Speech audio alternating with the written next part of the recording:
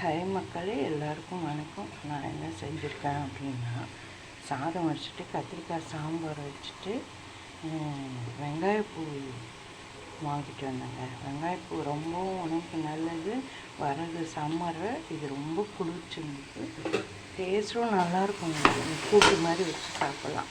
Okay, எப்படி இது கூட்டு வைக்கிறதுனா, ஃபஸ்ட்டு இது வெங்காயப்பூ பொடியாக கட் பண்ணிக்கோங்க. பொடியாக கட் பண்ணிவிட்டு இதுக்கு வேக வைக்கிறதுக்கு இது கடலப்பருப்பு பாசிப்பருப்பு ரெண்டும் மிக்ஸ் பண்ணி வேக வச்சுக்கணும். இது கூட அந்த வெங்காயத்தாலும் போட்டு கொஞ்சம் உப்பு கொஞ்சம் மஞ்சத்தூள் இது சேர்த்து நீங்கள் வேக வச்சு எடுத்துருங்க. வேக வச்சு எடுத்துக்கிட்டு இதுக்கு மசாலா என்னென்னா, மிளகாத்தூள் வந்து உங்களுக்கு காரத்துக்கு ஏற்ற மாதிரி, தாளிக்கிறதுக்கு கடுகு, கடலப்பருப்பு, உளுந்தம்பருப்பு, கொஞ்சம் சீரகம், வெங்காயம் பொடியாக கட் பண்ணிக்கோங்க. இஞ்சி பூண்டு கொஞ்சம் நசைக்கிங்க. ஒரு துண்டு இஞ்சி வச்சுங்க, பூண்டு ஒரு 4-5 பல் வச்சுங்க. ஓகே, இது நல்லா நசக்கி தனியாக எடுத்து வச்சுங்க. வச்சுட்டு தக்காளி நான் 2 தக்காளி தான் சேர்த்துருக்கேன்.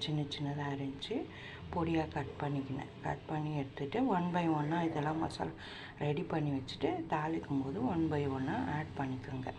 ஓகே, இங்கே பாருங்கள் எப்படி இருக்குது அப்படின்னு சொல்லிட்டு. ரொம்ப உடம்புக்கு நல்லது. டேஸ்ட்டும் இது சூப்பராக இருக்கும். கடலப்பருப்பு பாசிப்பருப்பு ரெண்டும் சேர்த்துருக்கிறதுனால. இது இஞ்சி பூண்டு அதுக்குள்ளே கூட ஒரு 2 லவங்கம் வச்சுருக்கிறதுனால, கறி மசாலா சேர்த்துருக்கிறதுனால வாசனை இன்னும் நல்லாயிருக்கும்.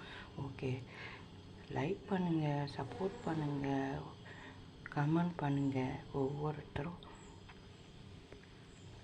கமெண்ட் பண்ண மாட்டேறீங்க. வீடியோ பார்க்குறீங்க, பார்த்துட்டு அமைதியாக போயிடுறீங்க. ஓகே, சப்ஸ்கிரைப் பண்ணுங்கள். உங்கள் ஒவ்வொருத்தரோட சப்ஸ்கிரைப் ரொம்ப முக்கியம். ஓகே, பாய்.